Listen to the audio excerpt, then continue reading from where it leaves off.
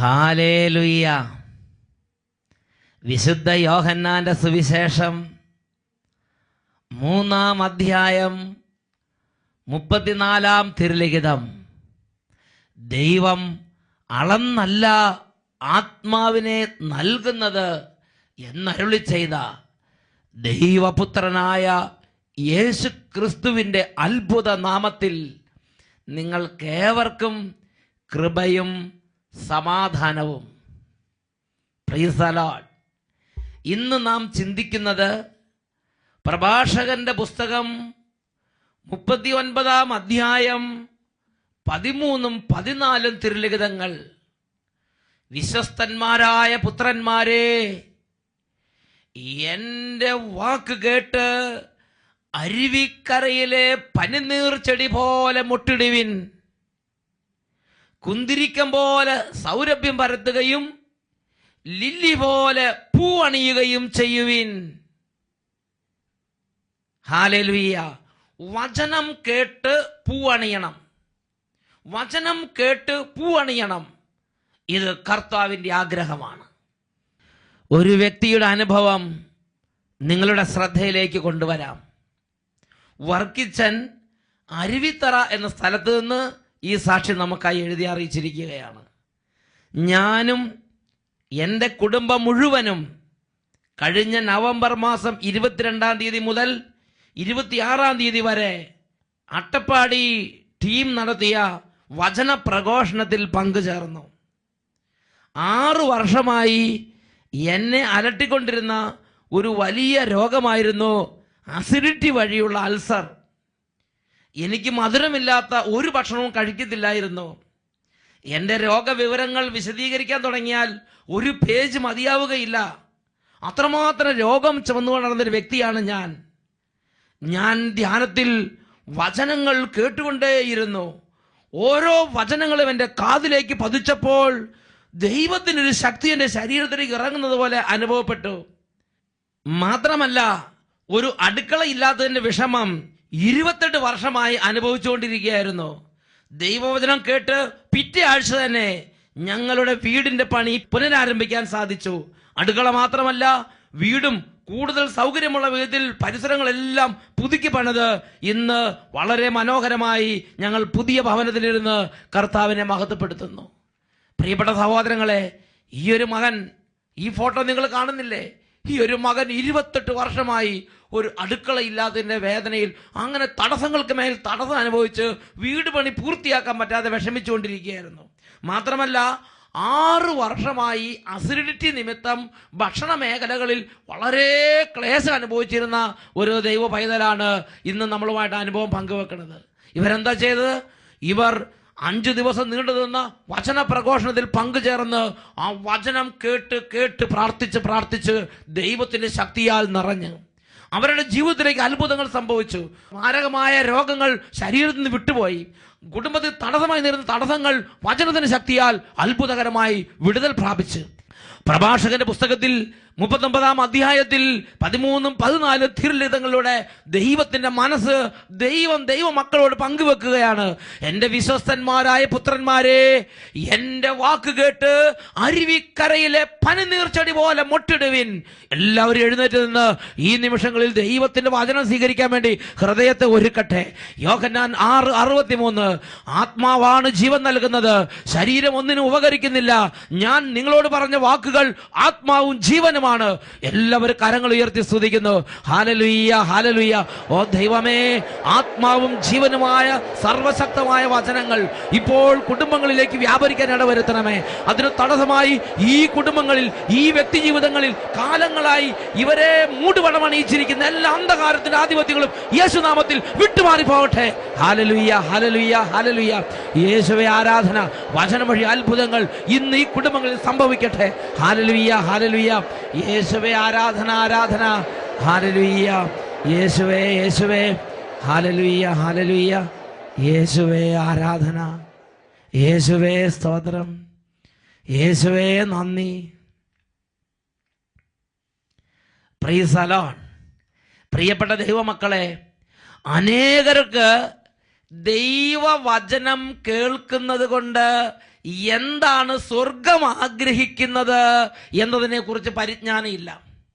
അതുകൊണ്ട് കേൾക്കാൻ ഇമ്പമുള്ളതും കണ്ണിന് കൗതുകകരമായ മറ്റനേകം പ്രോഗ്രാമുകൾ ദൈവവചനം ടി വിയിലൂടെ പ്രഘോഷിക്കപ്പെടുന്ന സമയത്ത് അനേകം ചാനലുകളിലേക്ക് ഇതാ കളിക്കുട്ടികളെ പോലെ അനേകർ കുടുംബങ്ങളിൽ വ്യാപരിക്കുകയാണ്. ദൈവം തൻ്റെ ആത്മാവിനെ അയച്ച് ഒരുക്കിയിരിക്കുന്ന വചനപ്രഘോഷണത്തിന്റെ വിലയെന്ത്, ഗൗരവമെന്ത്, ഇതിലൂടെ ദൈവമായ കർത്താവ് എന്താണ് ആഗ്രഹിക്കുന്നത്, ഇതിനെക്കുറിച്ച് അനേകർക്ക് ഇന്ന് പരിജ്ഞാനമില്ല. പ്രഭാഷകന്റെ പുസ്തകത്തിൽ 39-ാം അധ്യായത്തിൽ 13-14 തിരുലിഖിതങ്ങൾ പഠിപ്പിക്കുകയാണ്, വിശ്വസ്തന്മാരായ പുത്രന്മാരെ, എന്റെ വാക്ക് കേട്ട് അരുവിക്കരയിലെ പനിനീർച്ചെടി പോലെ മുട്ടിടുവിൻ, കുന്തിരിക്കം പോലെ സൗരഭ്യം പരത്തുകയും ലില്ലി പോലെ പൂവണിയുകയും ചെയ്യുവിൻ. ഇന്ന് അനേകർക്ക് ആഗ്രഹമുണ്ട്, ലില്ലി പോലെ പൂവണിയണം, സ്വപ്നങ്ങളെല്ലാം പൂവണിയണം, കുന്തിരിക്കം പോലെ സൗരഭ്യം പലർത്തണം, ജീവിതത്തിൽ അങ്ങനെ നന്നായിട്ട് വിജയം നേടണം, അങ്ങനെ വിജയം നേടി നല്ല ഉയർച്ചയിലിരിക്കണം അനേകർ ആഗ്രഹിക്കുന്നുണ്ട്. എന്നാൽ അവരുടെ ജീവിതത്തിലെ സ്ഥിതി എന്താണ്?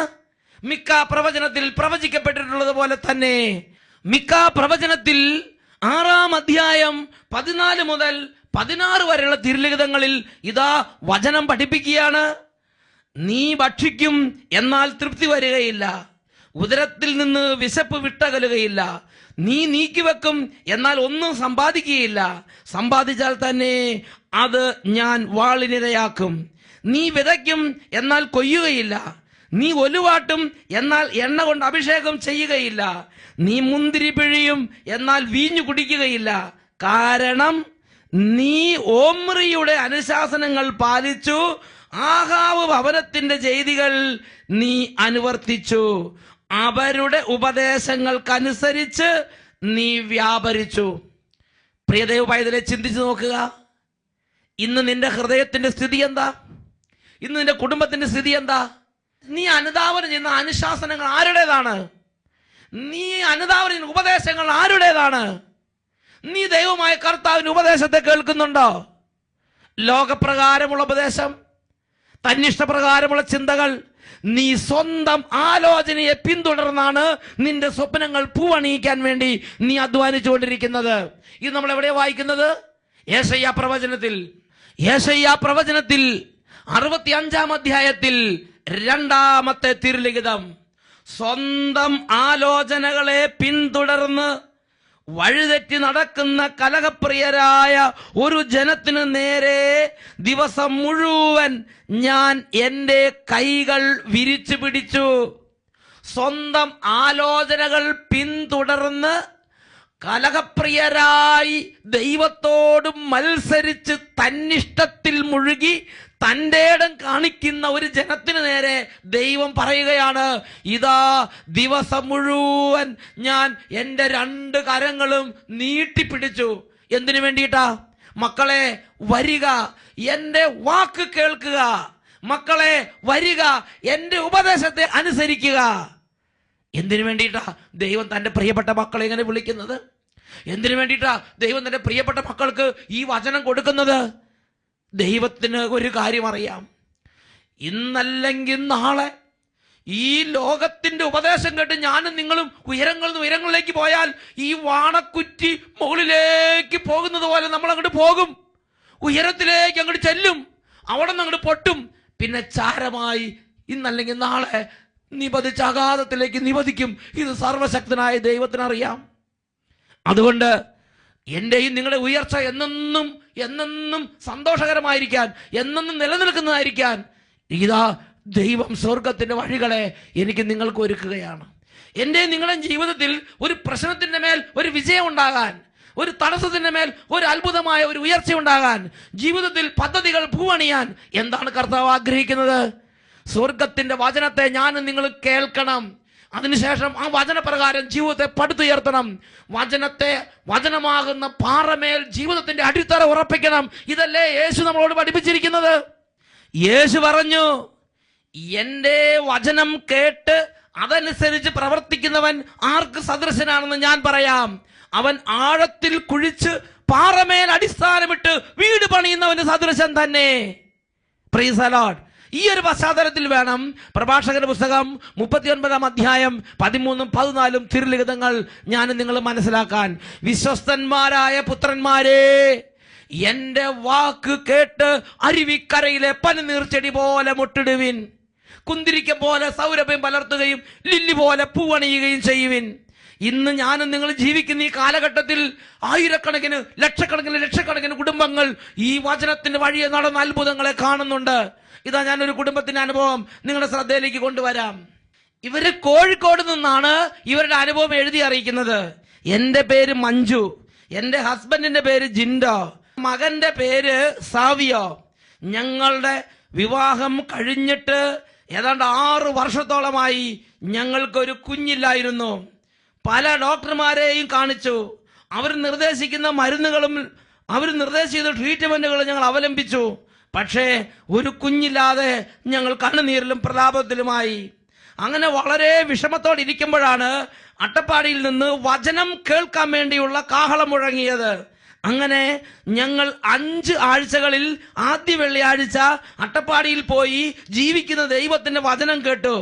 അത്ഭുതമെന്ന് പറയട്ടെ, 2008 മാർച്ച് മാസം ആയപ്പോൾ 5ാമത്തെ ആദ്യ വെള്ളിയാഴ്ച പൂർത്തിയായ ആ മാസത്തിൽ ഞങ്ങൾ പരിശോധിച്ചപ്പോൾ ഞങ്ങളുടെ ഉദരത്തിൽ ഒരു ശിശു രൂപം കൊണ്ടിരിക്കുന്നതായി ഡോക്ടർമാർ വിധിയെഴുതി.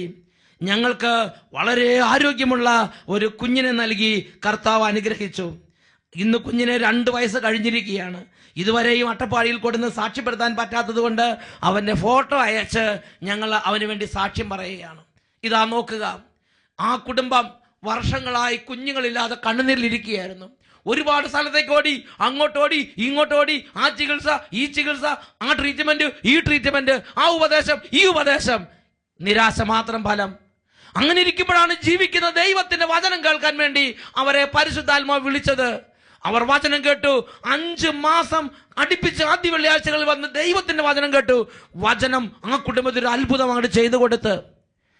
പ്രഭാഷകന്റെ പുസ്തകത്തിൽ 42 അധ്യായത്തിൽ 15 തിരുലിഖിതം വചനം പഠിപ്പിക്കുന്നു, കർത്താവിന്റെ പ്രവർത്തികൾ വചനം വഴി നിർവഹിക്കപ്പെടുന്നു.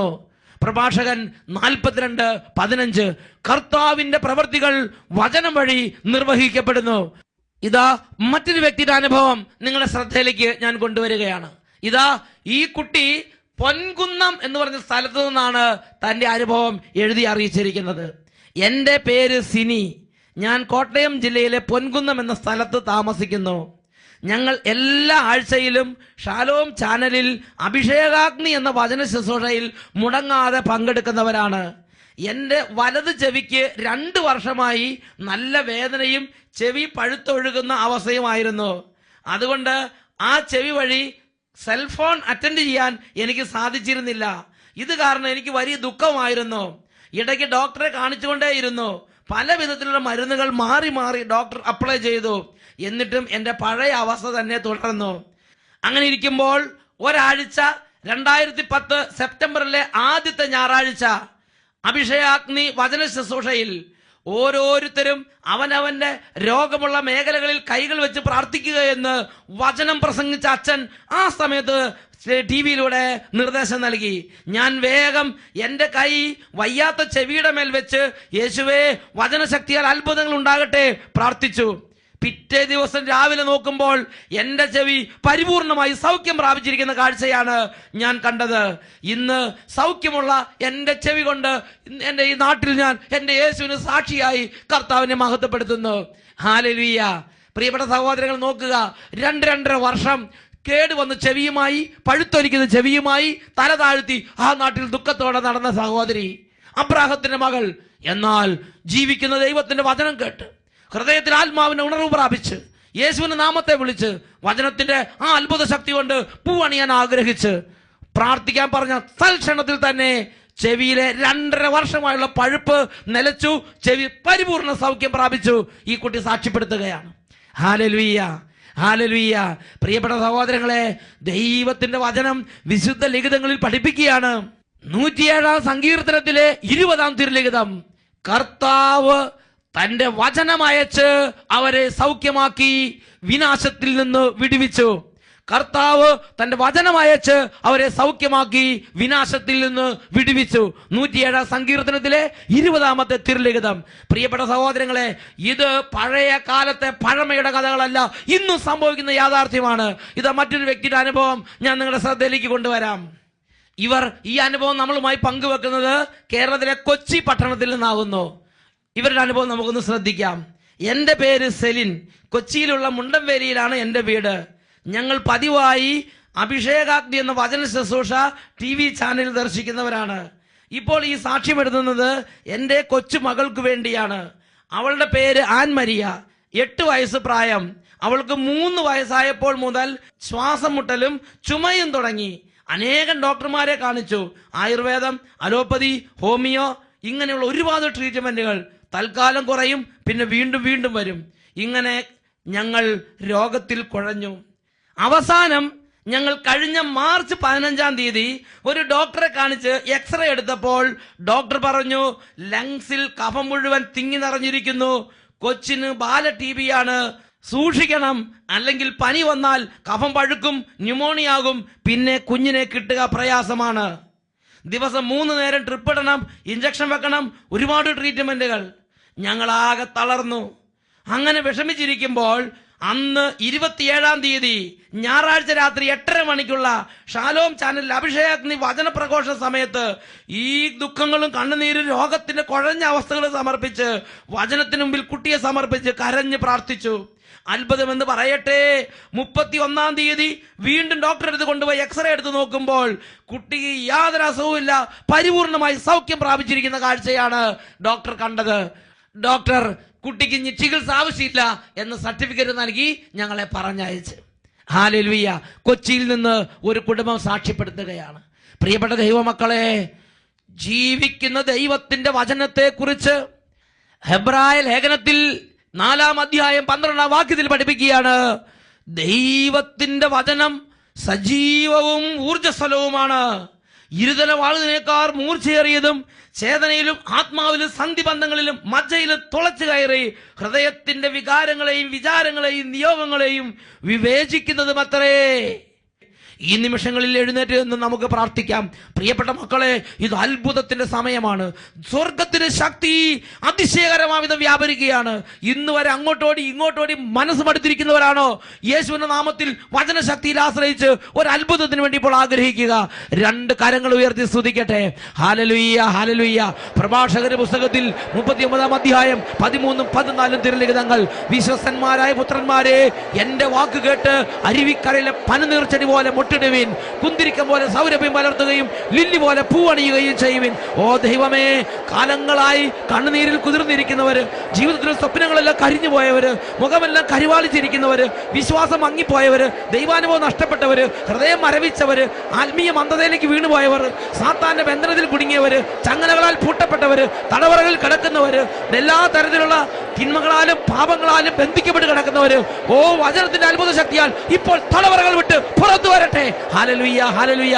രോഗത്തിന്റെ കെട്ടുകൾ അഴിയട്ടെ, കടബാധിത ആധിപത്യങ്ങൾ തകരട്ടെ, കുടുംബങ്ങളിൽ വചനത്തിന്റെ ശക്തിയാൽ വിടുതൽ സംഭവിക്കട്ടെ. Hallelujah, hallelujah. യേശുവേ ആരാധന, ആരാധന. യേശുവേ ആരാധന, ആരാധന. Hallelujah, hallelujah. യേശുവേ സ്തോത്രം, യേശുവേ നന്ദി, യേശുവേ സ്തോത്രം, യേശുവേ ആരാധന. ഹല്ലേലൂയ. Oh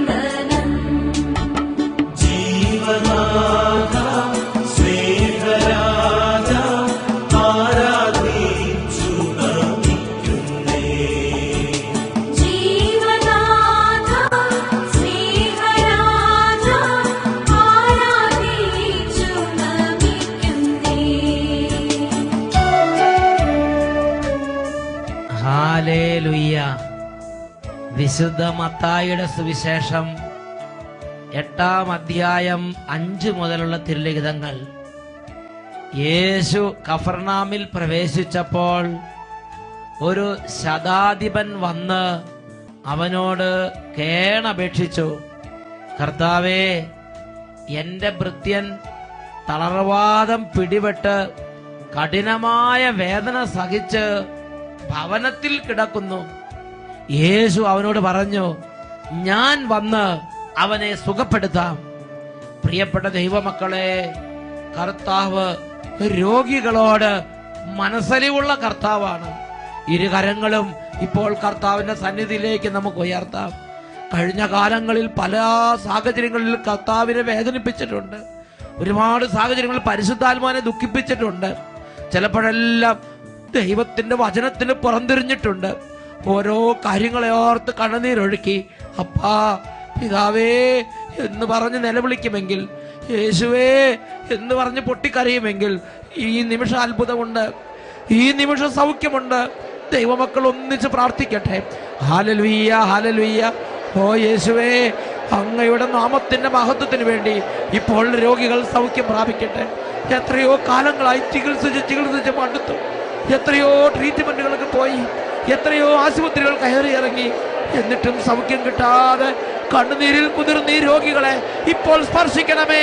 hallelujah, hallelujah. കർത്താവേ, കൈക്കുഞ്ഞുങ്ങളെയും ഗർഭ ശിശുക്കളെയും അനുഗ്രഹിക്കണമേ. എത്രമാത്രം നോക്കിയിട്ടും എത്രമാത്രം അധ്വാനിച്ചിട്ടും മേൽഗതി കിട്ടാത്ത, പഠിച്ചു വരാൻ പറ്റാത്ത വിദ്യാർത്ഥിയുടെ ബുദ്ധിയെ സ്പർശിക്കണമേ. ബുദ്ധി മേഖലകളിൽ, വിദ്യാഭ്യാസ മണ്ഡലങ്ങളിലുള്ള എല്ലാ ബന്ധനങ്ങളും യേശുവേ ഇപ്പോൾ എടുത്തു മാറ്റണമേ. Hallelujah, hallelujah. ഓരോരുത്തരും കരഞ്ഞ് പ്രാർത്ഥിക്കട്ടെ, ഓരോരുത്തരും കരഞ്ഞ് നിലവിളിക്കട്ടെ. Hallelujah, hallelujah. യേശുവേ, ആരാധന, ആരാധന.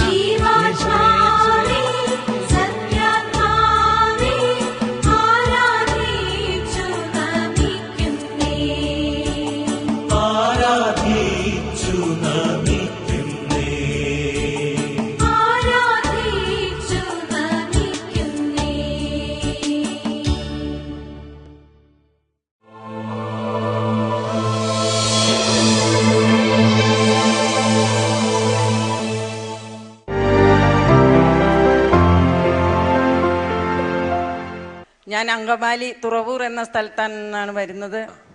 എനിക്ക് യൂട്രസ് സംബന്ധമായ രോഗത്തിന് ഡോക്ടറെ കണ്ടു, ബയോപ്സി ചെയ്തു. ഉടനെ തന്നെ ഓപ്പറേഷൻ വേണമെന്ന് മെഡിക്കൽ സെൻ്ററിലെ ഡോക്ടർ പറഞ്ഞു. അതിനുശേഷം ഞാൻ ലിസി ആശുപത്രിയിൽ പോയി 2 ഡോക്ടർമാരെയും കൂടി കണ്ടു. അവരും രണ്ടുപേരും ഓപ്പറേഷൻ വേണമെന്ന് തന്നെ കൺഫേം ചെയ്തു. അങ്ങനെ ഞാൻ ഓപ്പറേഷന് ഡേറ്റ് ഫിക്സ് ചെയ്യാൻ വേണ്ടി പോകുന്നതിന് മുൻപ് എൻ്റെ ഒരു ചേച്ചി ഇവിടെ വന്ന് വെള്ളിയാഴ്ചയിലത്തെ ധ്യാനം കൂടാറുണ്ട്. ആദ്യ വെള്ളിയാഴ്ച കൺവെൻഷൻ. ആ കൺവെൻഷനിൽ ചേച്ചി എന്നോട് പറഞ്ഞു, നീ ഓപ്പറേഷന് മുമ്പ് എന്തായാലും ഈ കൺവെൻഷനിൽ വന്ന് ഇവിടെ സംബന്ധിച്ച് നീ പ്രാർത്ഥിച്ചതിന് ശേഷം ഡോക്ടറെ പോയി കാണ്. തീർച്ചയായിട്ടും ഇവിടെ വന്ന് പ്രാർത്ഥിച്ചാൽ എന്തെങ്കിലും ഒരു വിടുതൽ ദൈവം തരാതിരിക്കില്ല. നല്ല വിശ്വാസം. അങ്ങനെ ഞങ്ങൾ ഡോക്ടറെ കാണാൻ എറണാകുളം ലിസി ആശുപത്രിയിൽ പോയി ഇരുന്ന് ബുധനാഴ്ച ഓപ്പറേഷൻ ഡേറ്റ് ഡോക്ടറോട് പറയാം എന്ന് പറഞ്ഞ് ഡോക്ടറെ കാണാൻ കയറി. ഡോക്ടർ പരിശോധിച്ച് നോക്കിയിട്ട് പറഞ്ഞു, ഇനി ഓപ്പറേഷൻ വേണ്ട, രോഗം സൗഖ്യപ്പെട്ടിരിക്കുന്നു. ഓപ്പറേഷൻ വേണ്ട.